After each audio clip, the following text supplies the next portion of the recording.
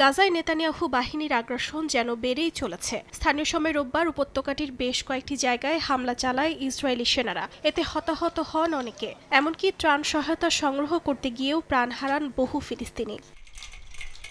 জাতিসংঘের ফিলিস্তিন শরণার্থী ত্রাণ সংস্থা UNRWA এর মহাপরিচালক ফিলিপ লাজারিনি গাজার পরিস্থিতি নরকের রূপ হিসেবে বর্ণনা করেছেন। বলেন, অনাহার গাজাকে আঘাতের চূড়ান্ত পর্যায়ে পৌঁছে দিয়েছে। আন্তর্জাতিক সহায়তা এবং সাংবাদিকদের প্রবেশের অনুমতি দেয়া জরুরি বলে মন্তব্য করেন তিনি।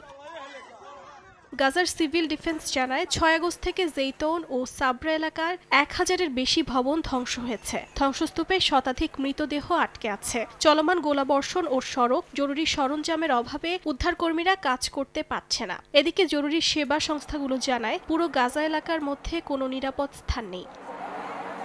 এদিকে ফিলিস্তিনের স্বাধীনতাকামী সংগঠন হামাস দাবি করেছে, গাজার বাসিন্দাদের লুকিয়ে রাখছে ইসরায়েল। তাদের সঙ্গে যোগাযোগকে বাধাগ্রস্ত করছে দেশটি। সম্প্রতি ইসরায়েলি সেনারা 3 মাস ধরে আটক থাকা 13 জন বন্দীকে মুক্তি দিয়েছে। হামাসের বক্তব্য, আন্তর্জাতিক নীরবতা এসব কর্মকাণ্ডকে আরও উৎসাহ যোগাচ্ছে। অর্জিতা শেহজিন, সময় সংবাদ।